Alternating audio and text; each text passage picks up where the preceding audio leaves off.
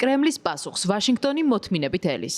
თუმცა მოლოდინსაც აქვს ვადები. მარკო რუბიომ თვეები გამორიცხა და თქვა, რომ მოსკოვის პოზიციებში გარკვევას უახლოეს კვირებში ელოდება. ნატო მოკავშირეებთან შეხვედრაზე ამერიკის სახელმწიფო მდივანმა რუსეთთან დაკავშირებით ბევრი ხისტი პოზიცია მოისმინა. თუმცა როგორც მომლაპარაკებელმა, მოსკოვის მიმართ დიპლომატიური ტონი ბოლომდე შეინარჩუნა.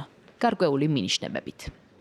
ძალიან მალე არა თვეების, არამედ კვირების განმავლობაში გავიგებთ რუსეთი სერიოზულად უყურებს მშვიდობას თუ არა. სოფლიოსთვის კარგი იქნებოდა თუ ომი დამთავრდება, მაგრამ ჩვენ უნდა შევამოწმოთ ეს მტკიცება. რუსებმა იციან ჩვენი პოზიცია, რომ გსურს ომის დასრულება. მათი პასუხებიდან მალე გავიგებთ ეს მშვიდობის რეალური სურვილია თუ დროის გაჭიანურების ტაქტიკა. ამ უკანასკნელით არ ვართ დაინტერესებული. პრეზიდენტი ტრამპი არ გაებმება დაუსრულებელი მოლაპარაკებების მახეში. საკმაოდ მალე გავიგებთ ყველაფერს თუ ისინი სერიოზულად უდგებიან ძალიან კარგი და განვაგრძობთ გზას მშვიდობისკენ. თუ არა, მაშინ მოგვიწევს იმის გადაფასება თუ საზღვარგავართ და რას ვაკეთებთ. დღის ბოლოს ჩემთვის მნიშვნელოვანი ისაა მივიწევთ მშვიდობისკენ თუ არა. საკმაოდ სწრაფად გავიგებთ მშვიდობა რეალურია თუ არა, თუ ისინი არ არიან დაინტერესებული მშვიდობით. ამასაც მალე გავიგებთ. გადაწყვეტილებებს კი ამის საფუძველზე მივიღებთ. მე იმედი მაქვს, რომ ის რეალურია, არსებობს დამაიმედებელი ნიშნები, არსებობს პრობლემური ნიშნებიც. ეს არ იქნება მარტივი. არავის უთქვამს, რომ მარტივი იქნებოდა. მე ვრჩები იმედიანად, მე უნდა დავრჩე იმედიანად, რომ მშვიდობა რეალურია.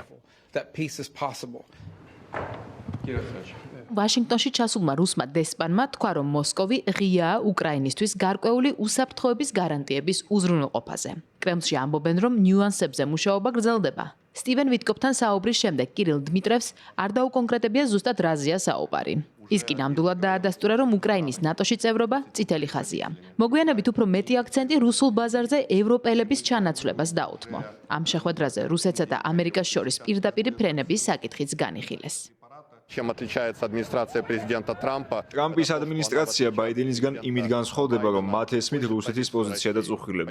რა თქმა უნდა, არსებობს უთანხმოება ბევრ სხვა პუნქტში, თუმცა არსებობს პროცესი და დიალოგი, რომელიც დაეხმარება ამ უთანხმოების მოგვარებას. ჩვენ განვიხილეთ ეკონომიკური და საინვესტიციო ხასიათის საკითხები. ნახეთ, ამერიკული კომპანიების დიდი სურვილი დაბრუნდნენ რუსეთში და ის ნიშები დაიკავონ, რომელიც ევროპულმა კომპანიებმა დატოვეს.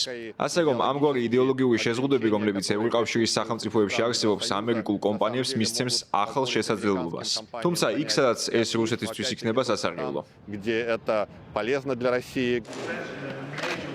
დიმიტრიევმა გიჟური უწოდა იდეას, რომ რუსეთი ევროპაზე აპირებს თავდასხმას. ევროპაში ასე არ ფიქრობენ და ვერ ხედავენ არგუმენტს, რა შეაკავებს პუტინს ევროპაში თუ უკრაინაში გაიმარჯვებს. ამერიკის შეერთებული შტატებისგან განსხვავებით აქ პროცესებისგან დამაიმედებელი მოლოდინები არ აქვთ. მსურველთა კოალიციის ლიდერები დარწმუნებულები არიან, რომ შეთავაზებაზე რუსეთის სიჩუმე ტაქტიკის ნაწილია და არა სიღრმისეული ფიქრის პროცესი.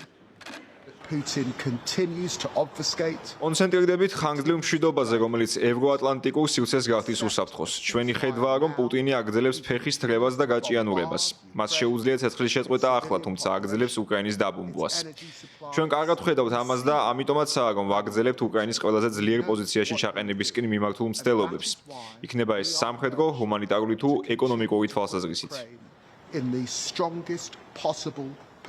3 weeks ago, Ukraine made an important compromise. სამი კვირის წინ უკრაინამ მნიშვნელოვანი კომპრომისი მიიღო უპირობო ცეცხლის შეწყვეტასთან დაკავშირებით. ამ დროის მანძილზე კი რუსეთი მუდმივად იცვლის აზრს. ენერგეტიკულ ინფრასტრუქტურაზე თავდასხმებსა და ომის დანაშაულს აგრძელებს. მას ამერიკის შეერთებული შტატებისთვის პასუხი მართებს, რომელმაც დიდი ძალისხმევა გასწია. პასუხი უნდა იყოს კი ან არა და პასუხი უნდა იყოს სწრაფი. კოალიციის ქვეყნები მუშაობენ საჭირო ძალისხმევაზე, რომ მშვიდობა იყოს ხანგრძლივი.